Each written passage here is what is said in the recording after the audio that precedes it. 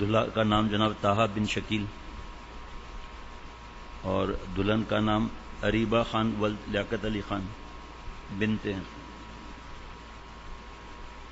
بارش والے موسم وغیرہ میں بیان کرنے میں تھوڑا کسی کو تکلیف، ایک کو بھی تکلیف ہو، بارش کا وقت ہے، مناسب نہیں ہے، اس لیے پہلے بیان کر دیا جائے، پھر ہر ایک کی مرضی ہے، کسی ایک کو بھی تکلیف نہ ہماری ذات سے نہ ہو، ورنہ تو بیان کبھی آدھا گھنٹہ، کبھی پونا گھنٹہ، کبھی اذان سے پہلے.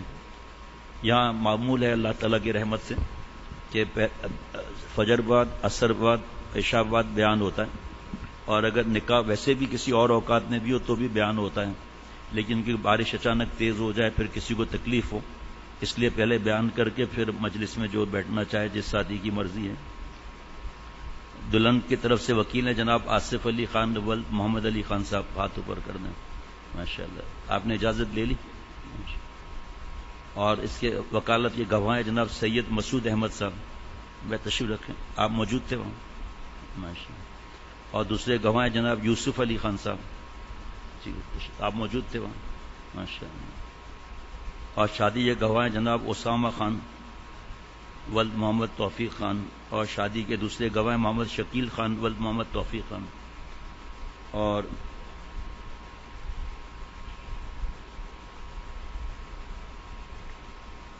زیورات کی شکل میں 85,000 روپے مہر کی رقم ہے. نقد یا اندر طلب؟ نقد. اس میں وہ لکھ لیجئے گا کتنے کیرٹ کتنے گرام، اس میں فارم میں لکھ دیجئے گا، ابھی کوئی ضرورت نہیں، فارم میں لکھ لیجئے گا. الحمد للہ نحمده ونستعینه ونستغفره ونؤمن به ونتوکل علیہ ونعوذ باللہ من شرور انفسنا ومن سیئات اعمالنا من يهده الله فلا مضل له ومن يضلله فلا هادي له ونشهد أن لا إله إلا الله ونشهد أن محمدا عبده ورسوله. أما بعد فأعوذ بالله من الشيطان الرجيم. بسم الله الرحمن الرحيم. يا أيها الذين آمنوا اتقوا الله حق تقاته ولا تموتن إلا وأنتم مسلمون. وقال تعالى يا أيها الناس اتقوا ربكم الذي خلقكم من نفس واحدة وخلق منها زوجها وبث منهما رجالا كثيرا ونساء واتقوا الله الذي تساءلون به والأرحام إن الله كان عليكم رقيبا. وقال تعالى يا أيها الذين آمنوا اتقوا الله وقولوا قولا سديدا يصلح لكم أعمالكم ويغفر لكم ذنوبكم ومن يطع الله ورسوله فقد فاز فوزا عظيما. وقال النبي صلى الله عليه وسلم النكاح من سنتي وفي رواية فمن رغب عن سنتي فليس مني. وقال النبي صلى الله عليه وسلم إن أعظم النكاح بركة أيسره مؤونة أو كما قال عليه الصلاة والسلام. بعد خطبہ مسنونہ کے دلہا کا نام طاہا بن شکیل، دلہن کا نام اریبہ خان بنت لیاقت علی خان، اور بوکالت آصف علی خان ولد محمد علی خان صاحب، اور اس کے گواہ جناب سید مسعود احمد اور یوسف علی خان صاحب. شادی کے گواہ اسامہ خان اور محمد شکیل خان. 85,000 زیورات کی شکل میں نقد. جناب طاہا بن شکیل صاحب، میں نے آپ کا نکاح اریبہ خان بنت لیاقت علی خان سے اس تفصیل کے ساتھ کیا، آپ نے قبول کیا؟ قبول کیا. جی میں نے قبول کیا. جی میں نے قبول کیا. جی میں نے قبول کیا. ماشاء اللہ. جمعہ کا دن ہے، مغرب سے پہلے دعا بھی قبول ہوتی ہے، اور اول آخر درود شریف لگانے سے حضرت عمر رضی اللہ تعالیٰ عنہ فرماتے ہیں کہ درود شریف تو قبول ہی ہے، تو ایسا نہیں ہو سکتا کہ اول درود شریف اللہ تعالیٰ قبول فرمائے آخر درود شریف اللہ قبول فرمائے، بیچ کی دعا نکال دیں، دونوں درود شریف کے درمیان دعا آسمان پہ چلی جاتی ہے. درود شریف پڑھ لیجئے. اللہم صلی علی سیدنا مولانا محمد النبی الامی وعلی آلہ واصحابہ وبارک وسلم. یا اللہ تعالیٰ مجھے ہم سب کو معاف فرما دیجئے، ہماری صورت اور سیرت کو اپنے پیار کے قابل بنا، عقل سلیم، قلب سلیم، فہم سلیم عطا فرما. اے دونوں جہان کے مالک، دونوں جہانوں کی خوشیاں عطا فرما. اللہ جی یہ نکاح مسجد میں سادگی سے سنت کے مطابق ہوا، قبول فرمائیے، اور یا اللہ اس نکاح میں خوب برکتیں عطا فرمائیے. اللہ جی اپنی رحمت سے، اپنے کرم سے خوب برکتیں عطا فرمائیے. آپ صلی اللہ تعالی وسلم نے فرمایا ان اعظم النکاح برکتا ایسرہ معونا، جو نکاح سادگی کے ساتھ ہوتا ہے برکت والا ہوتا ہے. یا اللہ یہ نکاح بہت سادگی کے ساتھ ہوا ہے، اس میں خوب برکتیں عطا فرما. اس نکاح کو نیک اولاد کا ذریعہ بنا. یا اللہ اس نکاح کو نیک اولاد کا ذریعہ بنا. دونوں خاندانوں میں خوب محبت عطا فرما. یا اللہ مجھے اور ہم سب کو ہر کام اسی طرح سنت کے مطابق کرنے کی توفیق عطا فرما. اللہ اپنی رحمت سے خوشیاں عطا فرما، ہر غم سے بچا. اے رب کریم آپ دونوں جہان کے مالک ہیں، دونوں جہانوں کی نعمتیں عطا فرمائیے.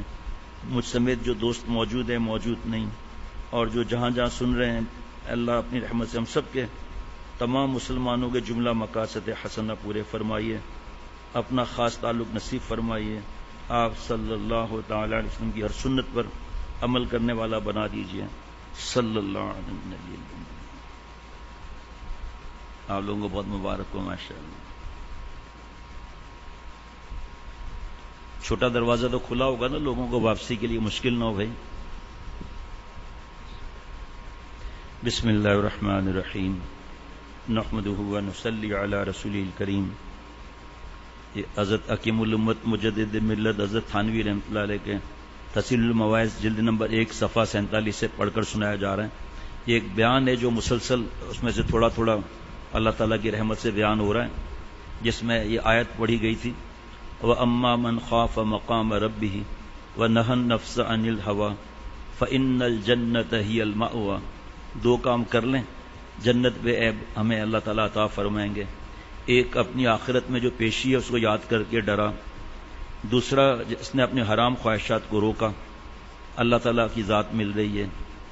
آگے فرماتے ہیں کہ اس آیت میں دو کام فرمائے اللہ تعالیٰ نے جو تمام طریقوں کے جامع ہیں. اور بھی بہت سی باتیں نا، لیکن ہر آدمی چاہتا ہے شارٹ کٹ ملے، تو اللہ تعالیٰ نے وہ بھی طریقے عطا فرما دیے. ایک اپنے مالک کے سامنے کھڑے ہونے کا خوف، دوسرا اپنی حرام خواہشات کو روکنا. اپنے نفس کی جائز خواہش منع نہیں، گناہ کی اور حرام خواہش منع ہے، اس سے رکنا. جس شخص کو یہ دونوں باتیں ذہن میں بیٹھ جائیں، غور کرنا، ہر روز ہی ایسے مزے کے جملے ہیں، جس کو یہ دونوں باتیں ذہن میں بیٹھ جائیں تو ہر کام میں اس کی رعایت رکھنے سے بھلے اور برے میں تمیز آسانی ہو جاتی ہے. دیکھیے کتنی سہولت ہو گئی. جب آدمی کے دل میں خوف ہوگا، امتی کتابیں تقسیم ہوئی نہیں ہوئی ہیں، کتابیں نہیں تقسیم ہوئی تو آپ کنجی لے لیتے نا وہاں عمر سے. بس جانے کی ضرورت نہیں، وہ ادھر اندھیرا بہت زیادہ ہے. محمد شفیع ادھر اندھیرا زیادہ ہے، ادھر ایک ایک لائٹ تو کھلوا دو آخر میں بھائی.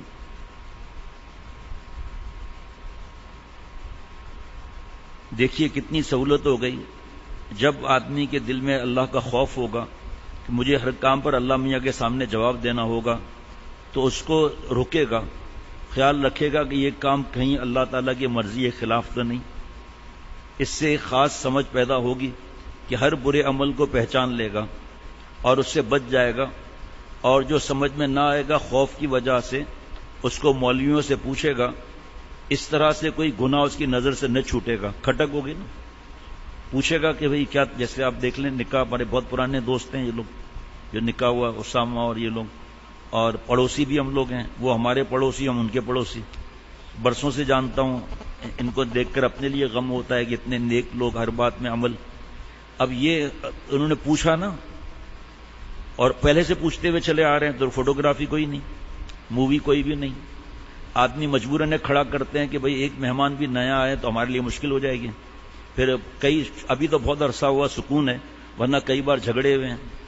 کئی بار چھپ کر سے تصویر لینے کی کوشش کی گئی، اور دلہا بھی نہیں چاہتا، پھر بھی اس کی تصویر کی کوشش، تو اس وجہ سے مجبوراً پھر لوگ کھڑا کرنا پڑتے ہیں، اور دونوں خاندان کو جانتے ہیں، دونوں خاندان کو، لیکن مہمان کا کچھ پتہ نہیں نا، پھر ہم تو نہیں چھوڑتے موبائل کو پھر جب تک ڈیلیٹ نہ کر کے دیں، کیونکہ خدا نخواستہ تصویر کھنچ گئی، بار بار اعلان ہوتا ہے کہ اللہ کے گھر میں تصویر کھینچنا تو کتنا بڑا مسئلہ، کتنا بڑا پکڑ کا خطرہ ہے جی۔ تو یہ چیز پوچھتے رہے، داڑھی کا پوچھا، کون سی خوشی میں کیا کرنا ہے، غم میں کیا کرنا ہے، کوئی مہندی نہیں، مایوں نہیں، صحرا بندی نہیں، ولیمہ لڑکے والوں کی طرف سے۔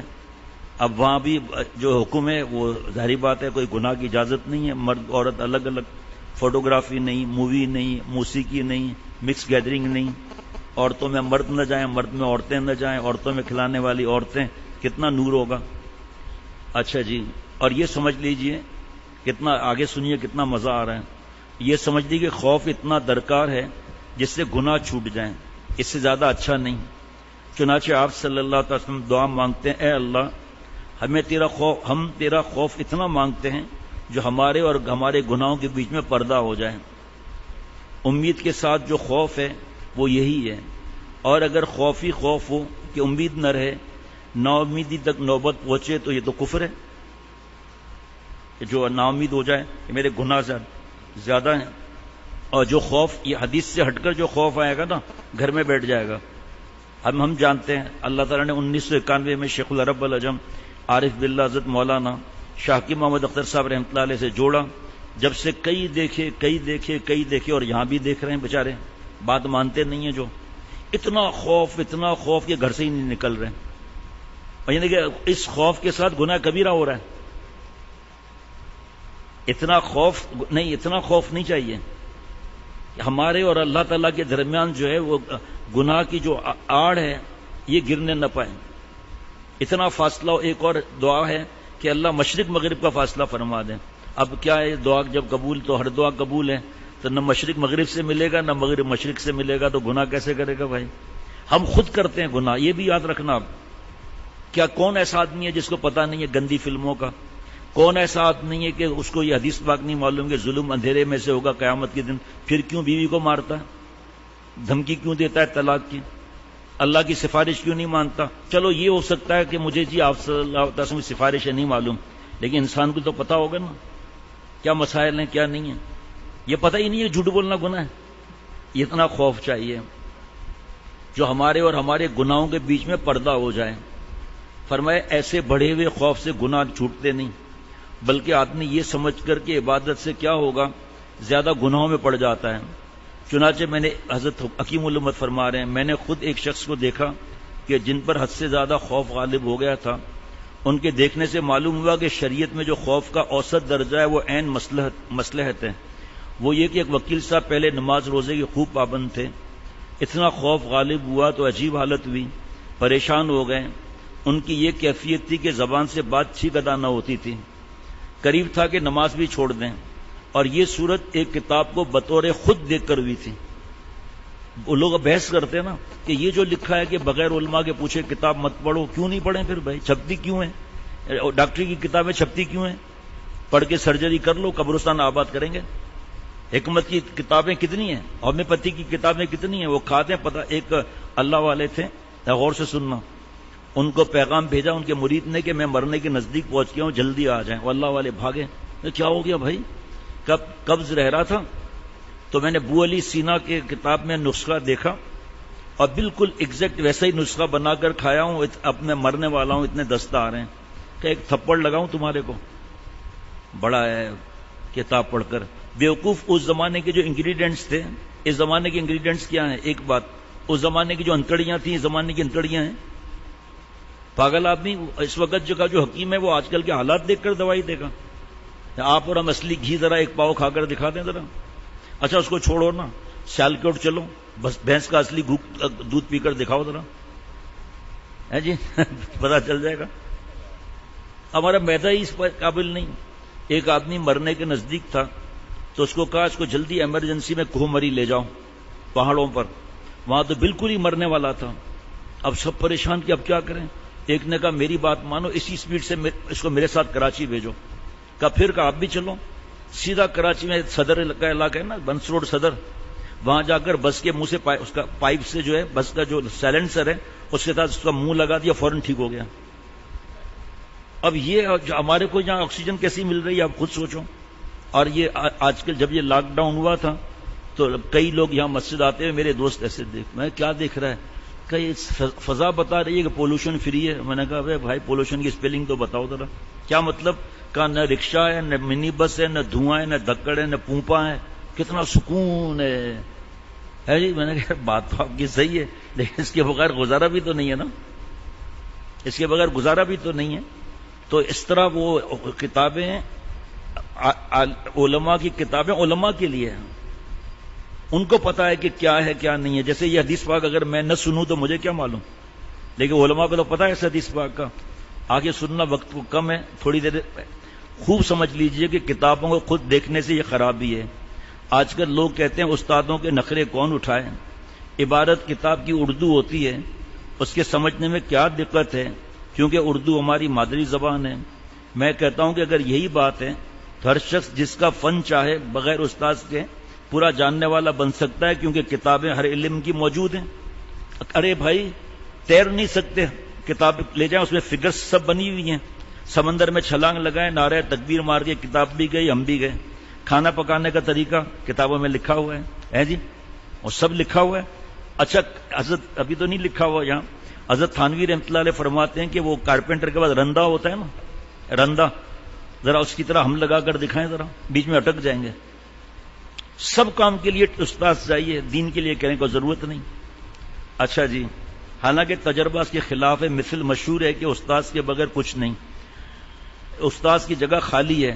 میں کہتا ہوں کہ اردو کتابوں کو سبق کر کے استاد سے پڑھنا چاہیے، خاص کر یزکیہم، تزکیے کی کتابیں. گناہ چھوڑنا کس طرح ہے، کتنا ذکر کرنا ہے، اخلاق کیسے ہوں، یعنی تصوف کی کتابوں کو بغیر استاد کبھی نہ دیکھے. یہ بات یاد رکھنے کے قابل ہے. خیر ان وکیل صاحب نے احیاء العلوم کی کتاب خوف کو دیکھا، امام غزالی رحمۃ اللہ علیہ کی کتاب، اچھوں کو منایا پڑھنا، حق کی کتاب ہے، بہت بڑے ولیوں کے سردار تھے. اس ایک جملہ بتا رہا ہوں حضرت امام غزالی رحمۃ اللہ علیہ کا، فرمایا زبان کے 20 آفتیں ہیں زبان کی. چلو جمع ہو جاؤ، بغیر کتاب دیکھے ہوئے کون سی آفتیں ہیں. میں کتاب بھی مفت میں مل جائے گی، اصلاح اخلاق حضرت والا ایک کتاب. اب وہ جو 20 آفتیں لکھی ہیں اس کو بغیر کسی شیخ کے ہم چھوڑ کر دکھا دیں، بغیر کسی شیخ کے کتنی چھوڑ سکتے ہیں، وہ بھی خود اندازہ لگا لیں کتنی میں چھوڑ سکتا ہوں. ایک غصے کو آپ لے لیجئے، کتنے گھر تباہ ہو گئے، برباد ہو گئے. عام آدمی کو چھوڑو، جو دیندار کہلاتے ہیں وہ. اب سننا آگے. ہاں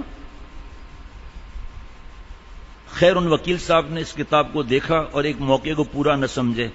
اس سے ایسا خوف دل میں بیٹھا کہ بات نہ کر سکتے تھے، نیند اڑ گئی. البتہ یہ خیر تھی کہ آپ کوئی رائے قائم نہیں کی تھی. جیسا کہ آج کل عادت ہے کہ بزرگوں کی باتوں کو کتابوں سے دیکھ کر کسی جاننے والے سے ان کے سمجھنے کی کوشش تو کرتے نہیں، اپنی طبیعت سے جو چاہے حکم لگا دیتے ہیں، یہاں تک کہ ان بزرگوں سے بد عقیدہ ہو جاتے ہیں اور واہی تباہی بکنے لگتے ہیں، یا اس کے موافق غلط عقیدہ رکھ کر خراب ہو جاتے ہیں. بدگمانی اللہ والوں سے کرنا، جو بتایا تھا جمعے میں یا کل، کتنے بڑا پکڑ. وکیل صاحب میرے پاس آئے، حضرت تھانوی رحمۃ اللہ علیہ کے پاس. مزیدار بات سننا کہ وکیل صاحب میرے پاس آئے کہ جنت کی امید ہی نہیں، خواب کچھ بھی کر لیں، چاہے تمام عمر ہم کوشش کر لیں اور دنیا کو بے مزہ بھی کر دیں، جنت نہیں ملنے کی. اب وہ جو ان کے معمولات، راتوں کو روز جاگنا، صرف ایک رات میں درود شریف پڑھتے رہنا، اور جناب نیند کم، کھانا پینا کم، وہ باسی روٹی کھا رہے ہیں اور اللہ نے یہاں سالن دیا ہے، سالن نہیں کھا رہے. کہا میں نے پڑھ لیا ہے، جنت مل ہی نہیں سکتی. اگر کتاب کا لکھا ہوا سچ ہے تو خاتمہ تو میرا گڑبڑ ہو گیا. اگر کتاب میں جو لکھا ہے میرا خاتمہ تو خراب ہو گیا. جس وقت میرے پاس کتاب لے کر آئے تو حالت یہ تھی کہ ہاتھ کانپتے تھے، زبان لڑکھڑاتی تھی، کتاب کی عبارت نہ پڑھی جاتی تھی.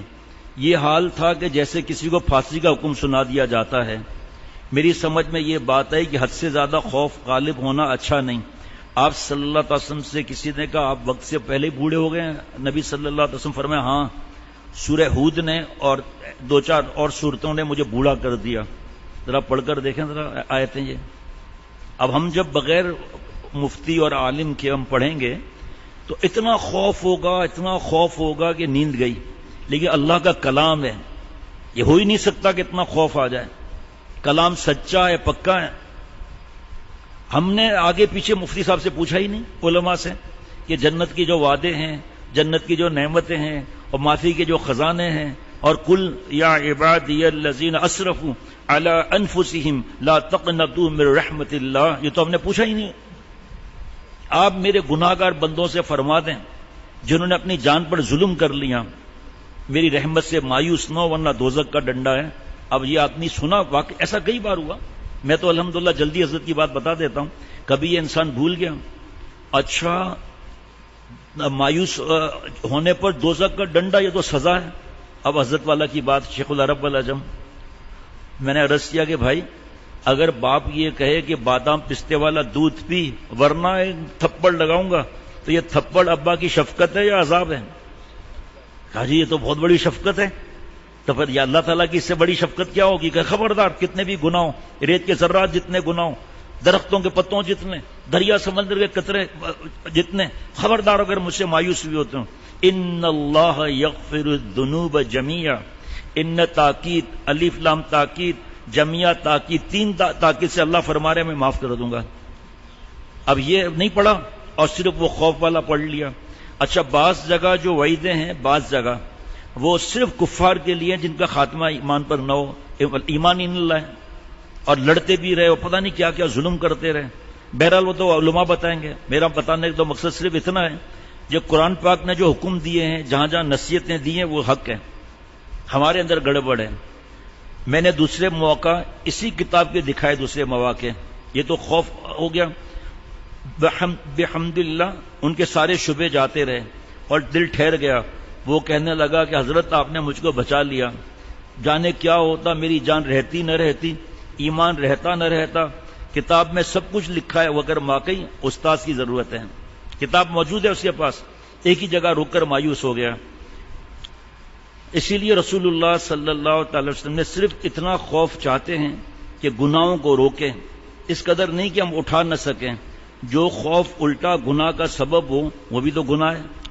تو خوف کہاں ہوا جس سے ہم گناہ چھوڑ دیں؟ اسی واسطے کتابوں میں لکھا ہے کہ بڑھاپے میں امید غالب رکھے، جوانی میں خوف، کیونکہ بوڑھے آدمی سے ویسے ہی کچھ نہیں ہو سکتا. اب اگر خوف غالب ہو جائے گا تو رہے سہے ہاتھ پیر پھول جائیں گے اور امید میں کچھ نہ کچھ کیے ہوئے جائے گا. اور جوانی میں طاقت ہوتی ہے، خوف کو برداشت کر سکتا ہے. حالانکہ آج کل تو یہ تو 100 سال پہلے کی بات ہے. آج کل تو ایسا خوف ہے ڈپریشن میں چلے گئے. یقین کرنا گھر سے باہر نہیں نکلتے، ذکر نہیں، تلاوت نہیں، نماز ہر وقت کانپ رہے ہیں بیٹھ کر، مایوس ہو رہے ہیں. تو جن کو خوف ہو موت اور ان چیزوں کو یاد کرنے سے خوف آتا ہو، وہ روزانہ 5 منٹ صرف اللہ تعالیٰ کے احسانات یاد کر لے، اس سے بھی گناہ نہیں ہوگا انشاءاللہ. اللہ فضل فرمائے. 5 منٹ صرف اللہ کے احسانات یاد کرنے. نفس کو تنبیہ ہوگی، اس لیے گناہوں سے بچے گا، اچھے کام کرے گا. ہر موقع کی تدابیر جدا ہے، باطنی معاملہ الگ ہے، ظاہری معاملہ الگ ہے. کبھی ڈاکٹر صاحب ٹھنڈی دوا پلاتے ہیں، کبھی گرم یعنی موشن کی دوا دیتے ہیں، کبھی طاقت کی.